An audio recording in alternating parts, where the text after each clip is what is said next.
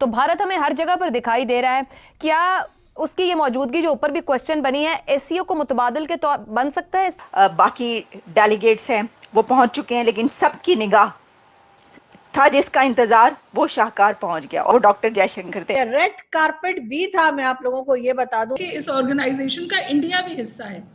India waste खेलता है, लेकिन वेस्ट को ज्यादा परेशानी इसलिए नहीं है क्योंकि इसमें इंडिया भी शामिल है, जो इस वक्त उनका बहुत ही करीबी पार्टनर है, स्ट्रेटेजिक पार्टनर है। इस वजह से एससीओ में स्कोप तो है इसको उठने का। हमारे कुछ मेरा मुशाहिदा रहा है कि पिछले 2-3 साल में हिंदुस्तान की तरफ से कुछ यानी फुट ड्रैगिंग हुई है, लेकिन फिर भी हिंदुस्तान भी शायद इसको इसमें यानी पार्टिसिपेशन अपनी जारी रखेगा। अगरचा चीन का भी और हिंदुस्तान का भी दोनों का अब ज्यादा फोकस ब्रिक्स पे शिफ्ट हो रहा है, क्योंकि उनका ये ख्याल है कि उसमें वो ग्लोबल साउथ के लीडर के तौर पर उभर सकते हैं। कि इस ऑर्गेनाइजेशन का इंडिया भी हिस्सा है। इंडिया वेस्ट खेलता है, तो इस पूरी एम्बिट में जो वाहिद मुल्क इजराइल का साथ दे रहा है इस पूरी सूरत हाल में, वो इंडिया है।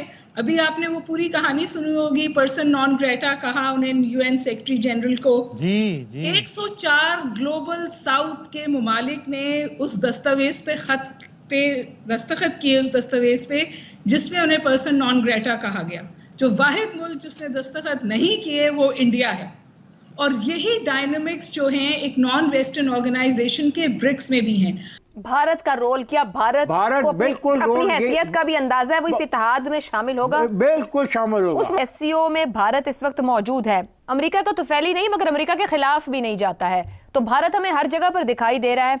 क्या उसकी ये मौजूदगी जो ऊपर भी क्वेश्चन बनी है, एससीओ को मुतबादिल के तौर बन सकता है? एससीओ उसका मुतबादिल? भारत का ज्यादा फोकस एससीओ की तरफ हो सकता है वेस्ट की तरफ से निकल के? ये नहीं हो सकता कि हिंदुस्तान यहाँ पे शामिल होने के बाद अमेरिका से अपने तल्लुकात में कोई कमी करेगा, नहीं करेगा। ये हुआ नहीं, दुनिया में नहीं होता ऐसे।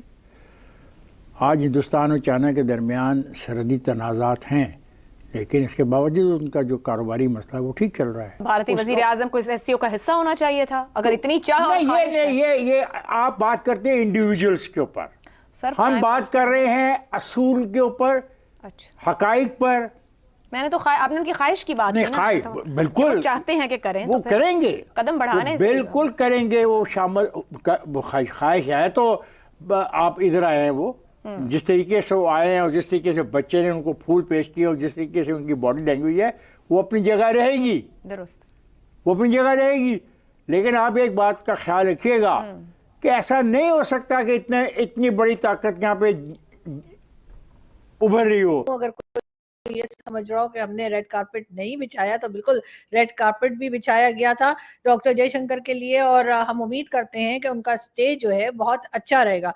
ये और बात है कि पूरा इस्लामाबाद एक तरह से बुरी तरह से लॉकडाउन की हालत में है, और इतना लॉकडाउन तो हमने कोविड के जमाने में नहीं किया था जो हमने अब कर रखा है। और भारत डॉक्टर जयशंकर आ गए हैं और बहुत सी उम्मीदें लोगों को हैं उनके साथ। लोगों का ख्याल है कि वो चाहे जो मर्जी कहें, लेकिन कि जी मैंने हिंदुस्तान पाकिस्तान पे बात नहीं करनी है, लेकिन हमारी नजर है उनके ऊपर, और मुझे लगता है कहीं ना कहीं जाकर हिंदुस्तान पाकिस्तान की बात उनको करनी ही पड़ जाएगी।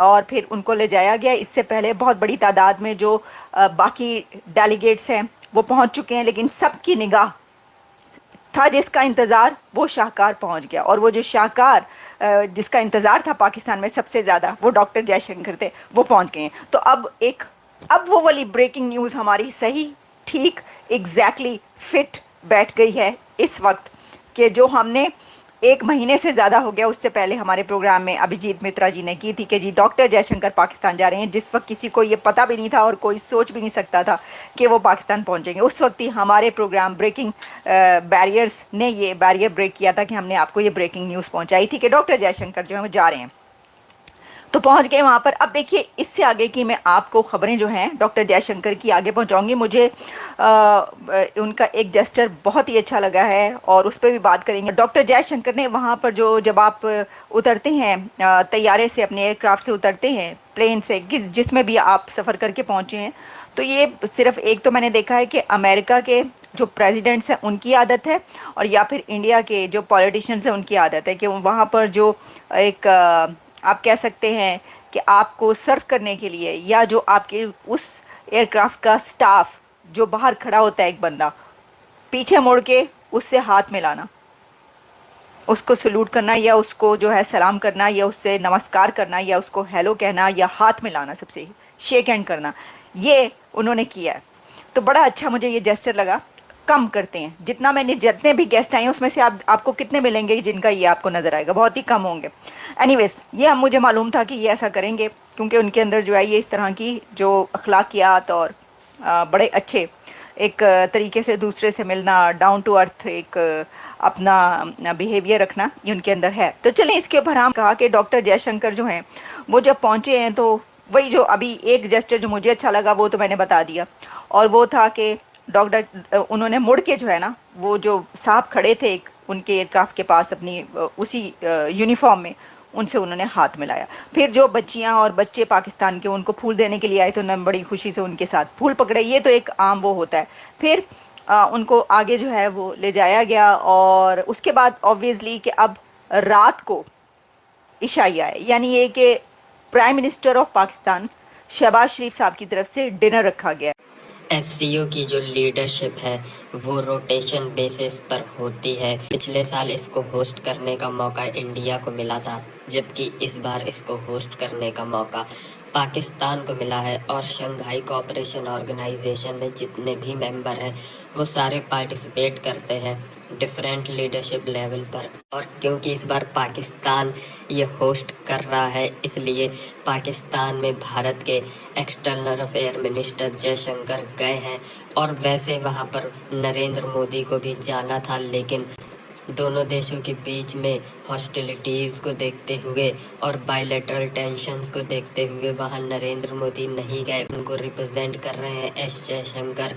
और जैसे ही वो पाकिस्तान में लैंड हुए, पाकिस्तान में बहुत ही ज़्यादा चर्चा होने लगी कि जयशंकर के आने पर क्या भारत से रिलेशन अच्छे हो सकते हैं और क्या वापस से पाकिस्तान ट्रेड कर सकता है, क्योंकि पाकिस्तान को भी पता है कि भारत से ट्रेड करके उनका बहुत ही ज़्यादा फ़ायदा होगा। इस समय वो बहुत ही बुरे इकोनॉमिक क्राइसिस में फंसे हुए हैं। साथ ही साथ बहुत ही ज़्यादा एक्साइटमेंट भी देखने को मिला पाकिस्तान की मीडिया और लोगों में जयशंकर के आने पर। और वो खुद ये कहते दिखाई दिए कि कहने को तो काफ़ी देशों के चीफ आए हैं, लेकिन जो मेन फोकस होगा वो होगा एस जयशंकर पर। लेकिन एस जयशंकर ने पहले ही क्लियर कर दिया था कि वो सिर्फ एससीओ समिट को ज्वाइन करने जा रहे हैं। वहाँ पार्टिसिपेशन उनका सिर्फ एससीओ समिट के लिए होगा और किसी भी तरह का बायलैटरल पाकिस्तान के साथ वो नहीं करेंगे।